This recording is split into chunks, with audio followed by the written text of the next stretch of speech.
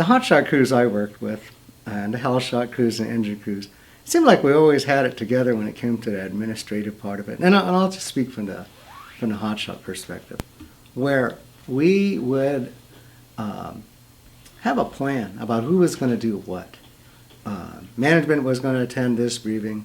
Squad bosses were going to deal with this, and other folks were going to deal with that. And we always took care of our pre-suppression, post-suppression information. But when it came to maneuvering and fire camp, we had some particularly good expertise in that. We knew people who knew people, and so when it came to the paperwork process, I guess when you say like for times, my job was to train others, because in case I'm not here, well, then you could take over for me. So I'd usually take a couple of GS2s and 3s or 4s, and I would invest in them what I knew.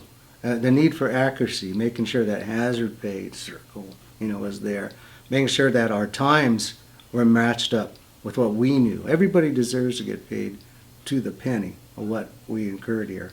When it came to working with supplies, we had people, we were very efficient, but we walked away very tight and comprehensive.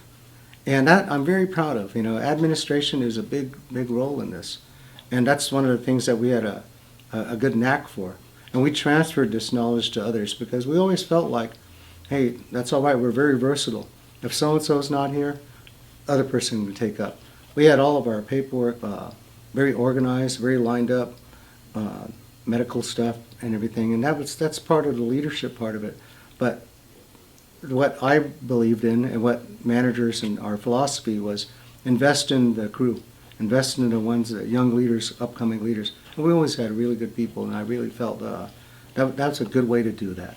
When it came to making things appear where things weren't, we had knacks for that. People could find stuff, the latest, greatest maps, supplies, equipment. And when it came to getting assignments, we never got stuck with like holding crew stuff or, stuff mopping out. No, we're initial attack. And that was always good. We always wrangled a good assignment together. And I felt like that too, even when I ran blue card crews, organized crews, was that my question was to them was that, so you want me to run this like a hotshot crew? Many people knew me, and it was like, yeah, do that, Dirk. We want that. Okay. That means we were going to get tough assignments, but we wouldn't have it any other way. And they were very happy. It was my way to convey that information. When it came to assignments on crews, depending upon their training and their abilities and everything, that was always good to coach.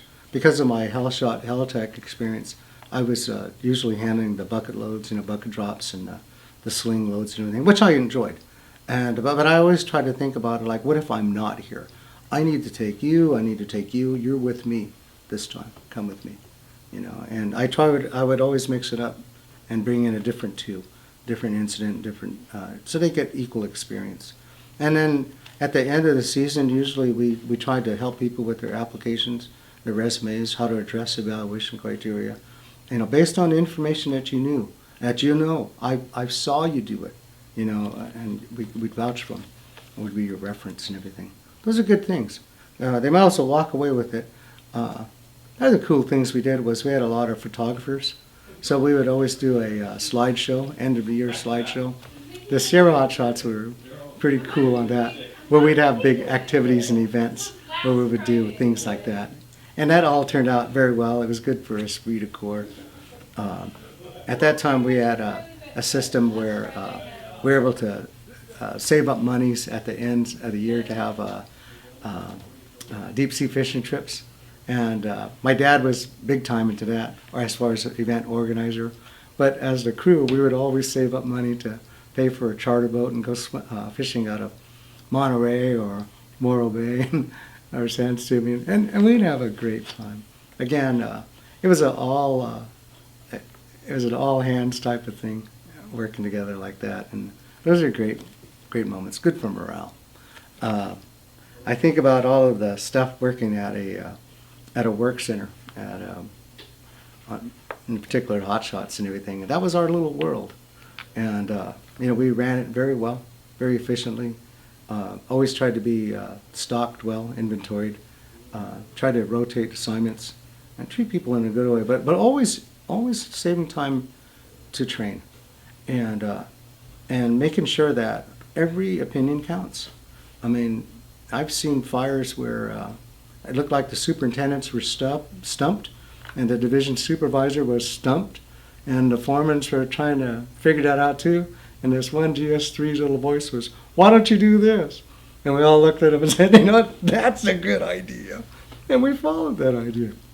And we thanked that person. No, he made sense. And I think that's what you have to do to be versatile and to be a good team.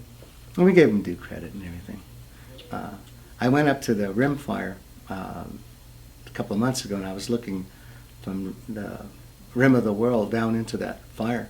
And I remember looking at that land and thinking, I've been here before. And then finally, after I looked at some maps, I was like, oh yeah, we had our control line from this area, from the top, and we were doing downhill line construction with all of the necessary safety practices and everything that we had, plenty of lookouts. But I remember that very well. It was quite an adventure. And we were striking with Tahoe hot shots and the Sierra hot shots. But just to look at that land and see it all torched off again, it's only going to be a matter of time. Very wild, inaccessible country. Beautiful country. It'll come back. It always does. We hope. A little concern about water, though. This year's more than I've ever seen many firefighters talk about, but just people, Indian people, talking about where's the water. I think that'll be a very interesting fire season this year. But all the more reason we're train up, staff up for success, don't take any shortcuts. Those are the types of things that this interview has been really good for me. Get to kind of say some things that are on my mind right now. Working with other crews, esprit de corps, respect. Always take care of them. Don't inhibit their ability to be a success. Make sure that if we've got extra, they get it. And if we're coming off the line, leave the stuff that we don't need. Make sure that they understand and know of the hazards out there. Even if you don't have the time for a face-to-face, write it down. Give them the notes. Indicate on the map. Make sure they have that. I did that for my brother, did that for my dad. I would do that for my brothers and sisters. I'm a firefighter, sir.